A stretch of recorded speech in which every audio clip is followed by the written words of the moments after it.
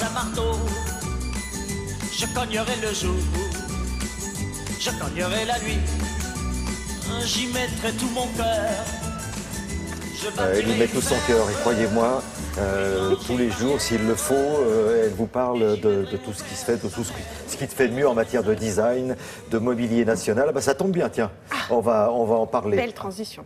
Voilà, et vous êtes magnifique, je tiens à le préciser. Donc vous enchaînez tout de suite avec le réveillon. Oui, après je sors, ouais. D'accord. Je fais toute la journée comme ça. Je fais Donc boule à le facettes savoir-faire aussi. français, madame, le mobilier national. Le mobilier national. Alors d'abord, qu'est-ce que le mobilier national? Il a été créé vers la deuxième moitié du XVIIe siècle, sous Louis XIV.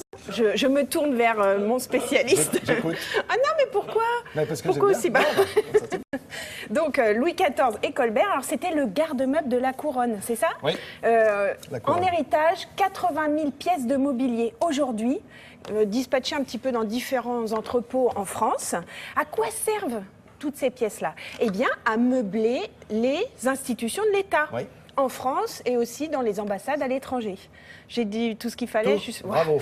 Ouf. D'accord. Et tout ça est consigné quelque part, tout Ah, ça bah oui, dans un évidemment, on endroit sait précis. exactement ce qui se passe et tout ça. À quel En endroit? 1964, André Malraux, alors ministre de la Culture, on disait pas, c'était quoi?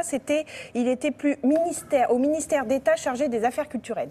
Donc en 64, Malraux crée l'ARC, c'est l'atelier de recherche et de création du mobilier national. C'est-à-dire que là, dans cet atelier, on crée des prototypes et des modèles dessinés par les designers. Les designers sont choisis soit parce qu'ils envoient des modèles, soit aussi parce qu'on se dit tiens, celui-là, il est vraiment en accord avec le style français. Alors, entrer au mobilier national, c'est quelque chose, aujourd'hui, c'est vraiment, ça veut dire qu'on est reconnu nationalement, même internationalement. Il y a une exposition en ce moment, la Galerie des Gobelins à Paris, une exposition géniale qui en fait regroupe toutes les tables tables, bureaux, petites tables, guéridons, qu'on peut retrouver dans ces fameux ministères. Alors, on a fait un petit tour, on a interviewé un des designers qui a eu la chance d'être au mobilier national. Regardez.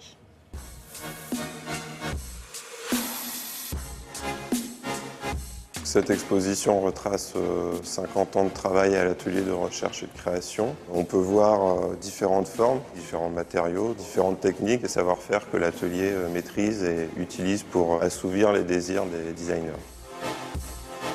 Le jour où le mobilier national m'a proposé de travailler, j'étais comme un petit garçon, j'étais fou de joie. Parce que c'est le nec plus ultra pour moi en termes d'institution. Et puis derrière, il y a une équipe d'artisans et il y a un savoir-faire qui est exceptionnel. C'est-à-dire qu'on, j'allais dire, on frôle ou on touche l'excellence. Non, on est dans l'excellence absolue. Cette occasion qui m'était donnée, c'était pour moi presque une forme de reconnaissance et de pouvoir dire je rentre au mobilier national, je rentre dans une institution, d'autant que ce mobilier national, c'est quelque chose d'assez particulier puisque ça n'existe qu'en France. Il y a une commission qui se réunit tous les 2-3 ans en fonction du nombre de projets à réaliser. Le designer nous donne un concept, une image, et c'est à nous de faire toute la recherche technique et la conception.